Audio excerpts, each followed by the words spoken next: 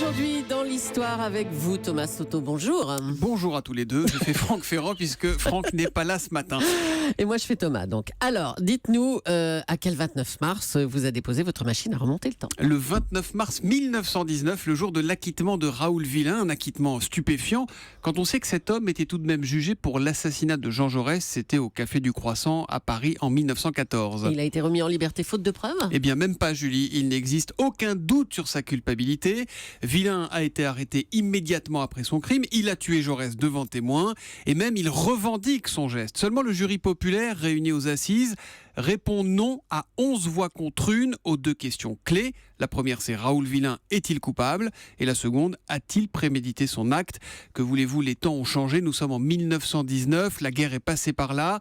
La France victorieuse juge sévèrement ceux qui ont promu la paix, à commencer par Jaurès. C'est le seul moyen d'expliquer ou de tenter de comprendre ce qui, objectivement, s'apparente de la part du jury à un déni de justice. J'imagine que certains ont dû réagir quand même. Oh oui, d'autant que c'est le comble. Conformément à la loi, Julie, c'est la partie civile qui doit payer les frais de justice. Et donc, Madame Jaurès qui va devoir régler la note.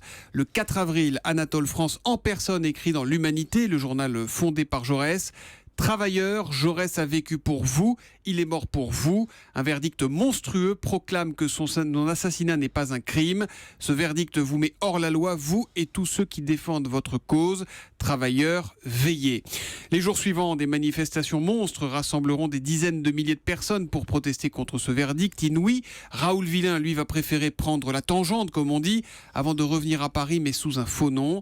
Il se fera de nouveau arrêter pour trafic de monnaie, mais n'écopera que d'une amende.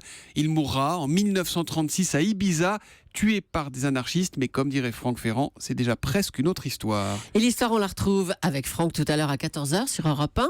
Voilà, si Franck Ferrand est réveillé, ça sera dans le cadre de notre semaine Marie-Antoinette. Et Franck Ferrand évoquera Lamballe, Polignac et les amis de la reine. Au cœur de l'histoire, c'est à 14h sur Europe 1. Merci Thomas Soto, Franck Ferrand. À tout à l'heure. À tout à l'heure.